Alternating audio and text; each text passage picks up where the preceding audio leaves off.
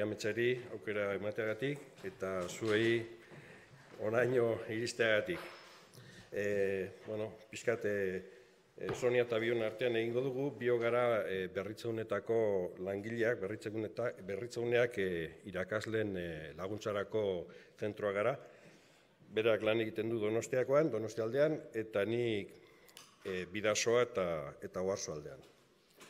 Hoi esan da, gure asmoa zen pizkat ikustea, nola dagoena panorama, burujabetza teknologikoaren panorama hezkuntzan.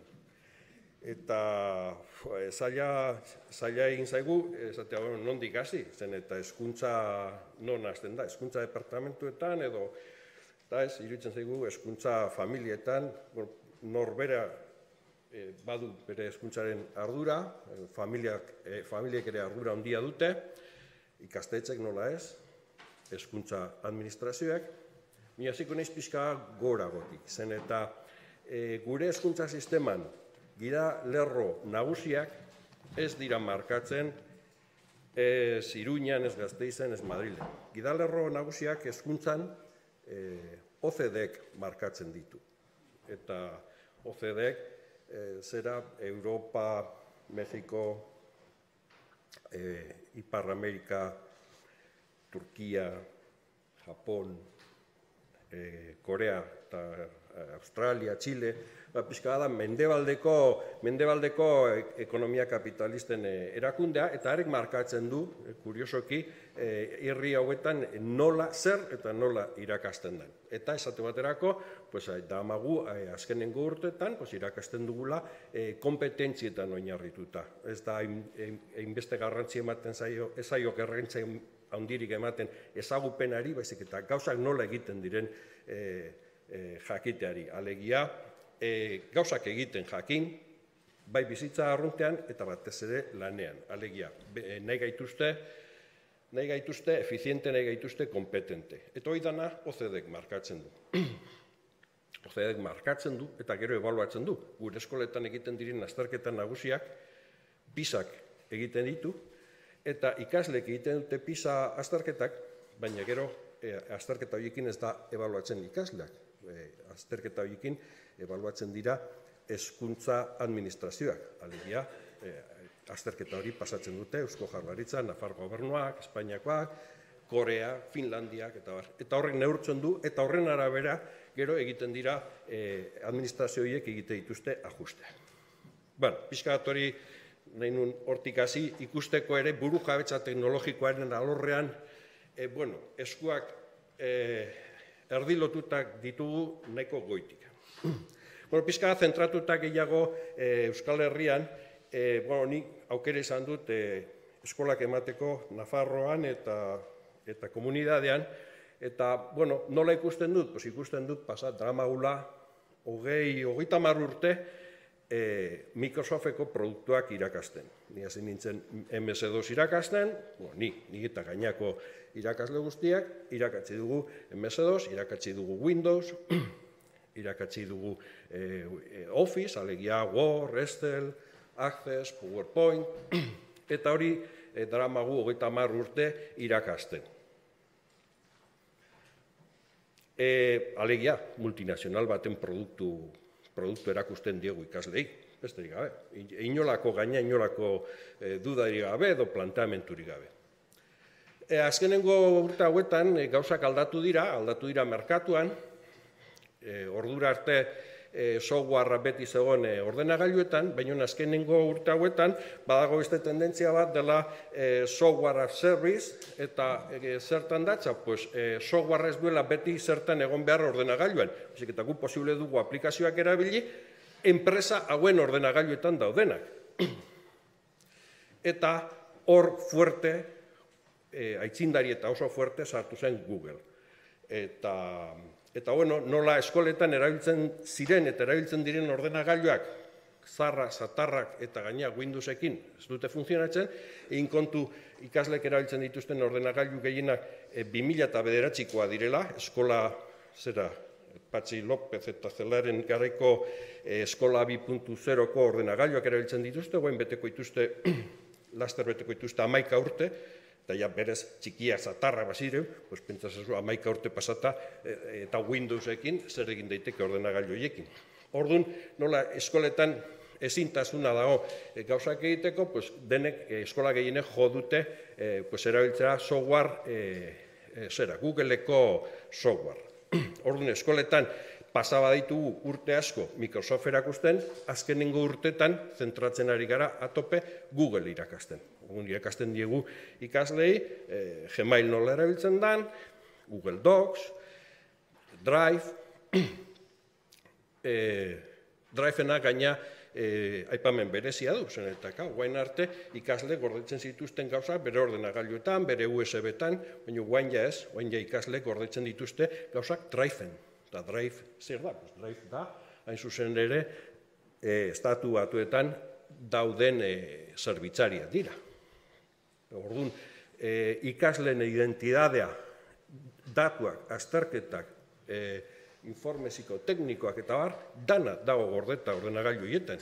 Eta ezin da inozo izan ordenagailu hietan mineria egiten da. Alegia, datu horiekin danakin, enpresa handi hauek aztertzen dute eta teatzen dute datuak. Eta leheno batek komentatu, jokabide orokorrak nahi dituzte. Ez da bakarrik jokabide orokorrak bilatzen dutena, jendeak zer konsumitzen du. Ez, jokabide personala, partikularrak ere bilatzen dituzte. Deno dakigu, bilaketa bat egiten badu Googleen bidai bat, edo inprimagailu bat, bakigu urrengo egunetan horren gaineko propaganda agertzen zegula guri. Zergatik? Egiten den segimendu nahi dituzte gure datuak ez bakarrik jokabide orokorrak izateko, baita ere jokabide personalak eta partikularrak eukitzeko. Hori esan da, guain irakasten dugu, erdizka, multinazional baten programak, Microsoftenak eta besterenak, Googlenak.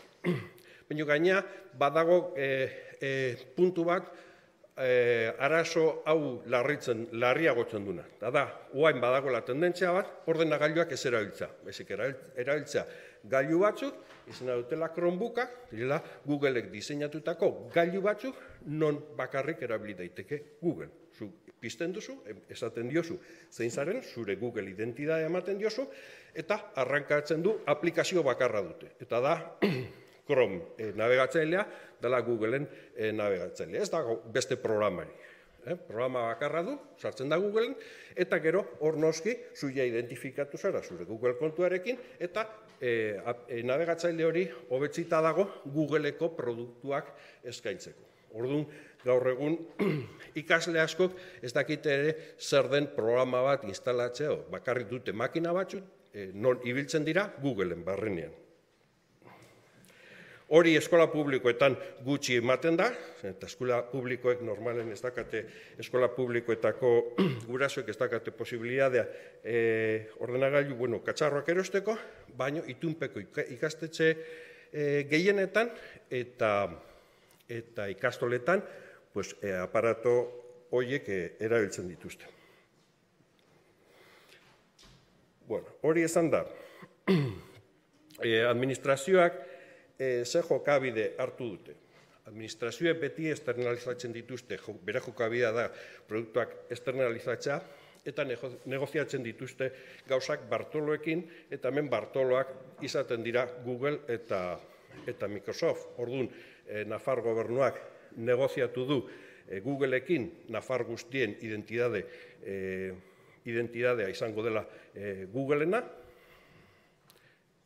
eta Eusko Jaurlaritza betidanik egon dela sotrinko lotuta Microsoftekin, negoziatu du Microsoftekin irakasleen identidadea Microsoften izango dela, eta irakasle.eus kontuak danak dira Microsoftenak, eta okerrez banago da, torren kursotik aurrera, ikasleen identidadea izango da ikasle.net, eta ikasle.net izango da Microsoften kontu bat. Microsoften kontu bat, eta horrekin lotuta etorriko da bere OneDrive, bere Office 365, eta orduan, labur biltzen, eskoletako panorama da multinazional biren gerra komerziala handi badagola, Google eta Microsoft, Eta bueno, hemen eskola bakoitza eta administrazio bakoitzak egiten ditula konpontxoak Bartolo batekin edo bestearekin. Bueno, eta esango duzue, joder, gure seme-alaben hezkuntza zeinen eskuetan dago, nola, ze gaizki tratatzen duzue gure seme-alaba, kontua ez da hor bukatzen, eta hezkuntzaren parte handi bat etxean gauzatzen da, parte handi bat, eta askotan importantena. Eta askotan ikusten dugu hezkuntza munduan ibiltzen gareno, kezkatuta gaude ere, etxetan ze jokabidea dauden. Eta jokabide arrunta da, umei 10 urte inguru dutenean, gurasoek oparitzen dietela Googleko gailu bat, eta sortzen dietela bigarren Google identitate bat, normalean adina faltsututa, ebitatzeko arazoak, eta umeak hasten dira bere bigarren Google kontuarekin, argazkiak igotzen, datuak, lokalizazioak, dana onartzen dute, eta bar. Eta hori da pixka bat, panorama ilun samarratea zai, baina nik uste dut, errealitate gordina hori dela. Eta guain Sonia saiatuko da panorama ilun honetan ze argi izpik edo ikusten diren, eta dana ez da ilun. Bai, oso motzen ingo dut. Azkena izatearen abantaila da bestek jakan dutela denbora, eta orduan bai motzen ingo duzu, eta hori izango da nire asmoa.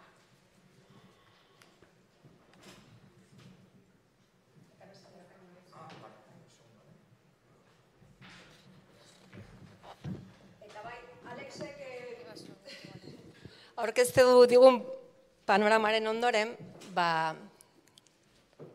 ziurrenik gutako askori gogoa eman digu hemendik altxa irten korrikasi eta nun baten gure burua, hau ez da. Ez, txuna. Hau bai da, baina itxoen. Hau azkena da. Hau honekin. Bai, mesedez.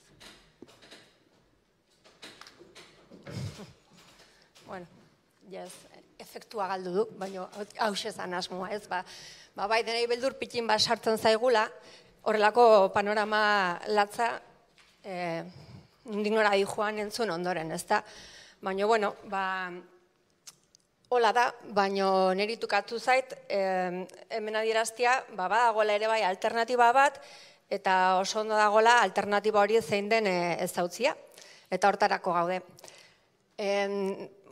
Azkar bukatuko dut, eta 6 galderak eginek planteatuko dut alternatiba multzo hori. Izan ere, guk geuk egin dizkiegu gure buruari galdera horiek, eta irakasle eta batzuetan ikastetxe bezala, erantzuna eman diegu galdera horiei eta aukera moduan aurkeztuko dizuegunak izango dira. Lehenengo galdera egin beharko genukena litzateke, baliabide digitalak eskintzen dizkiegu gure ikasle, gure seme-alabei, eta baliabide digital horiek zeinen jabetza izan beharko luke, ikaslearena berarena, ala ikastetxarena. Eta guk uste dugu, bainepin hezkuntza publikoan lan egiten dugun momentutik, lehenik eta behin, eta ikasle guztien inklusibitatea eta kompetentzia digitala bermatzeko modu bakarra dela, ikastetxeak jartzea ikaslearen esku behar diren baliabide digital guztiak. Hori litzateke aurrekaria. Behin aurrekari hori asentatuta dagoela, hurrengo galdera egin beharko genukena litzateke, eta zer erosten dugu? Chromebook bat edo betiko eramangarri bat.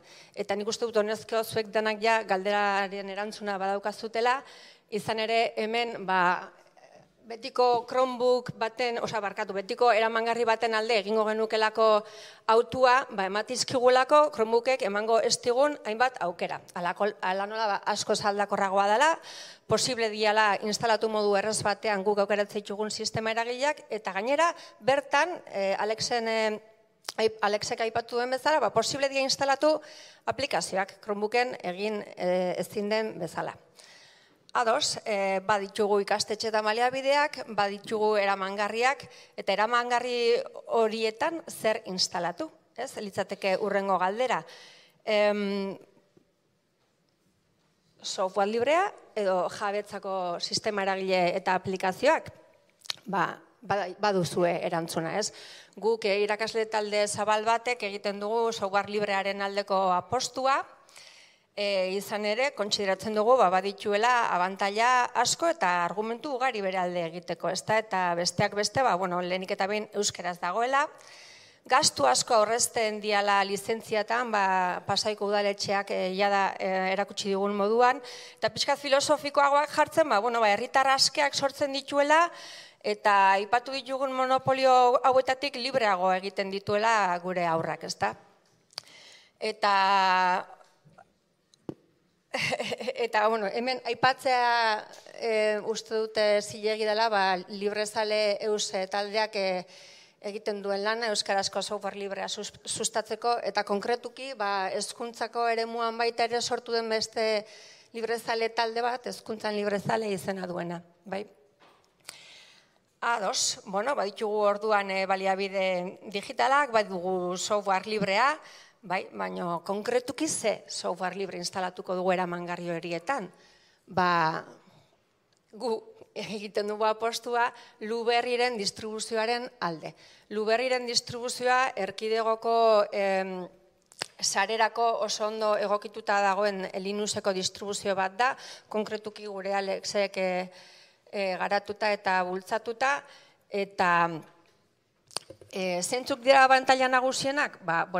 Ikastetxeetako domeinuan zuzenian sartzen dela, gainera mapeatzen diren karpetak Windowsen Luberri sisteman ere zuzenian mapeatzen direla automatikoki, oso sistema eragile arina dela eta horregatikan gure ordenagailuei biziraupen askoz luzeago emanaldi zaioko egula, eta irakasleok hezkuntza arloan behar ditugun aplikazio gehienak, denak espadira ere, bertan badituela aldez horretik instalatuta. Eta hortaz gain, zer izanik ez, euskeraz dagoela, ezta? Orduan, badugu sistema eragilea ere, bai, eta baditugu aplikazioak. Pilo badaude, honezko ez bakarrik asko daude, baizik eta oso erabilterrazak dira, interfazea grafikoak intuitiboak dituzte, eta edozein eskura eta edozein erabilpenerako egokiak diren aplikazio ugariak dituzte. Esate baterako, nire aita jubilatua da, ordenagailuetan inoiz ez du izan eskarmenturik, ez diot Luberri ipini, baina ordenagailuaren Windows sistema eragilea izorratu zituen momentuan, nik Ubuntu bat ipini nion, eta izen astu zaitu. Rafak aipatu digun bezala, formakuntzarik gabe aurrera egin zuen, eta horde jarraitzen du bere portatilean Ubuntu erabiltzen. Beraz, nire iritziz oso transizio erreza izan daiteke erabilpen mailan aplikazio hauetara gure burua jotzen dugunean. Eta gero, esatezu baina irakasle bezala, konkretuki gure egunerokoan, ikastetxeak edo zuzendaritzak ez bagaitu bultzatzen, ez bagaitu babesten, ez, horrelako sistema eragile edo horrelako ingurugero batetan lan egiten laguntzen ez bagaitu, zerbait egin aldezakegu, bai. Lehenik eta behin Moodle hezkuntzak eskaintzen du. Eta zergatik erabili G Suiteko Classrooma Moodlea baldin badaukagu, euskeratua dagoena zuzenian, eta gainera tresna interesgarri gehiago ere eskaintzen dituenak. Zergatik ez erabili Firefox Chrome erabili beharrean, bai, ziurrenik zuen eskoletako ordenagailu guztietan Firefox ere instalatuta baduzute, eta berdin Office bulegotikako aplikazio sortarekin. Badago, LibreOffice aukera ere bai, gure esku, eskola guztien esku, eta egon esku ere bai IKT dinamizatzaileari instalatzeko eskatu, eta modu harin eta azkar batian erabiltzen hasi zen ezaketen irakasle bezala. Eta baita etxean, ez? Eta bide batez aipatu baita ere, Nextcloud, sortzen dugun edukia gordetzeko erramienta interesgarri bezala denen eskura jartzea, agian erronka konplexuagoa bada ere, da esan badaudela irakasle batzuk baitaren esklaud erabiltzen hasi direla, bereien arteko edukia trukatzeko garaian. Orduan, badago, etxean eta irakasle xume bezala ere, zuen esku aurrera pauso bat egiteko aukera 3 aplikazioekin besterik ezean. Eta hori da dena. Honekin Google, Microsoft edo Appletik aratago, argi pitxin bat ere ikusi daitekela erakutsi nahi izan dizuegu. Eta lehen ere aipatudan Richard Stallmanen hitzak hona ekarriz, ikaslei software librea erabiltzen erakustea, gizalegezko ikasgai bat praktikara eramatea dela uste dugulako gaude hemen. Mila esker.